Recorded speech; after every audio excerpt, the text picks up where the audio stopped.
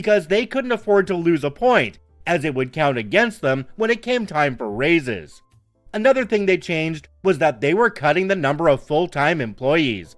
I was safe, along with everyone else who had that status, but if any of us left, that slot would not be filled. There would only be 2 full-time employees per department.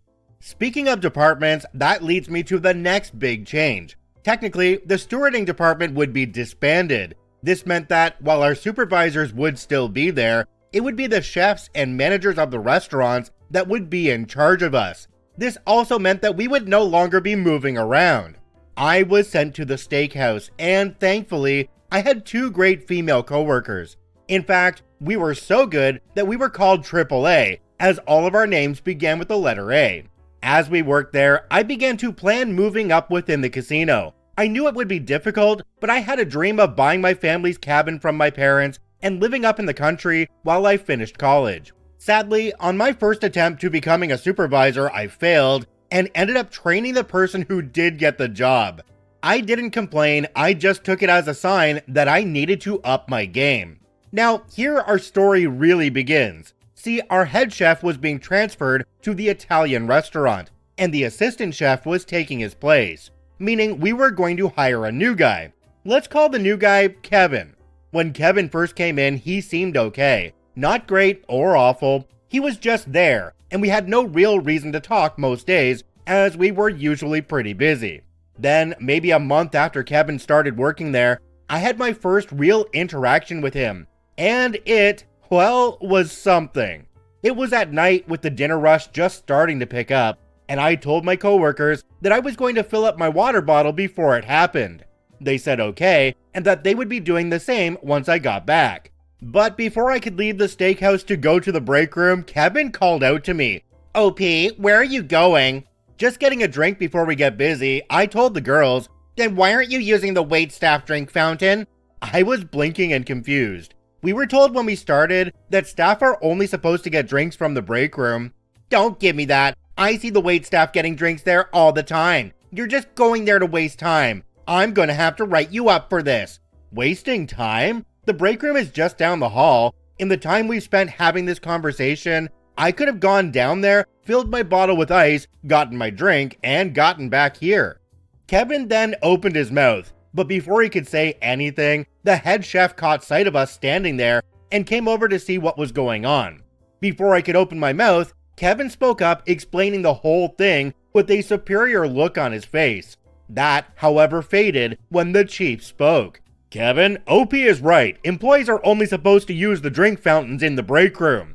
I'm gonna have to talk to the waitress supervisor about this. OP, go get your drink. I need to talk to Kevin in private." So I did. After that, I was pretty much confused by what just happened. At first, I was willing to give Kevin the benefit of the doubt, believing that he honestly didn't know about that rule, that maybe chefs and superiors were allowed to use the waitstaff station, assuming that it applied to everyone. However, when I brought this up to my coworkers, they said similar things happened with them, that he had pulled them over for a minor infraction of the rules, and when they just said they were sorry, he let them off with a warning. So they suggested that he was just marking his territory and would have gone easier on me if I hadn't questioned his authority. It was after that, however, that I began to notice things. Firstly, the waitstaff was no longer talking with Kevin, as they were pissed off at him for getting the crackdowns at their station. It was during this time that I began to realize just how often he hung out with them. He was also always calling over my coworkers, asking them to help him with a job like peeling potatoes for hours, leaving me alone. What's more, whenever I stopped to speak with one of my supervisors, who happened to be a young woman, he would yell at me to get back to work. Slowly, I began to suspect that he had other intentions. These suspicions were later confirmed during that summer. For those of you who have never been in a professional kitchen, it can get hot. And in the summer, it can get really hot, and the odors can sometimes overpower you. On this day, I was working at one of our massive sinks, scraping off the remains of perch and giving the pans a deep clean when Kevin called me to the office. Now, this was odd, as I had only ever been called to the office to get my 10-cent raises while getting a performance evaluation, and neither of those were to happen until January. Curious, I followed him to the small room where he gestured me to enter first. I did, finding a woman I've never met before sitting at one of the desks there. When I entered, she looked up from her work to give me a curious look that said, "Hello, can I help you?" You know the look. Then Kevin spoke as he shut the door, walking in backwards as he did. "OP, you stink." The woman said, "Excuse me?" At this, Kevin jumped before turning around. The woman was looking at him with a rage, while Kevin looked lost. It didn't take me long to realize that he didn't know she was in there. "Sorry, I misspoke. I meant he smelled bad. We're getting complaints about his BO." Now, like I said, the room was small, so small that I felt cramped being in there with two other people. With the way we were positioned, I was pretty close to the woman, who was growing more annoyed. "I don't smell anything. Sir, would you mind if I get a little closer?" I said it wouldn't be a problem, and allowed her to get close enough to sniff me. She did it maybe 2 or 3 times before pulling away. "I don't smell anything." That's when I spoke up.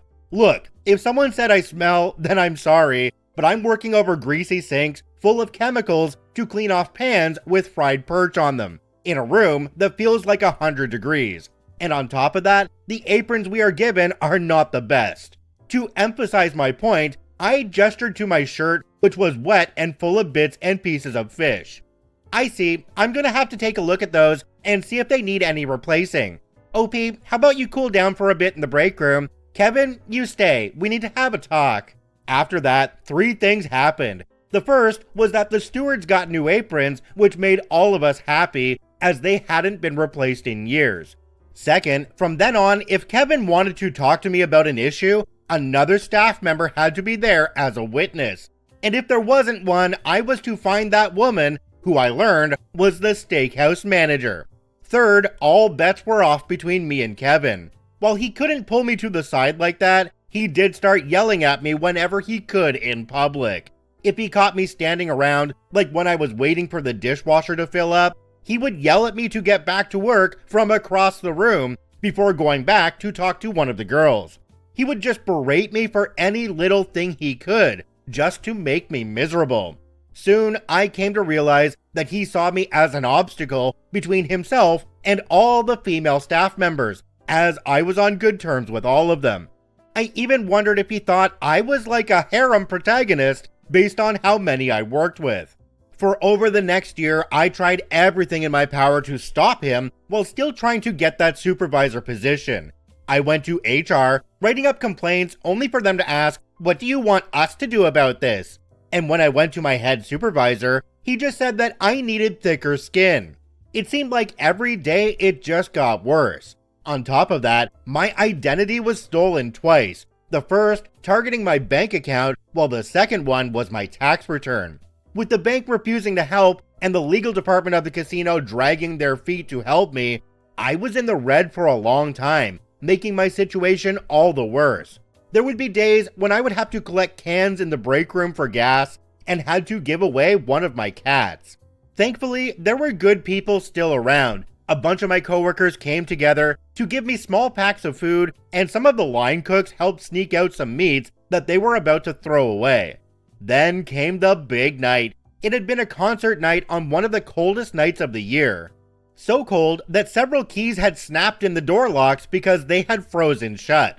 I had managed to get to my car and turn it on, leaving it running for a couple of minutes as I headed back to the locker room in order to enjoy my only comforts left, a book. The plan was to just read a couple pages and then I would be out of there. But before I could get past my first paragraph, the doors to the locker room opened and there strode in Kevin. He looked around for a moment before his eyes fell on me and a wicked smile appeared on his face. "Who told you you could punch out, OP?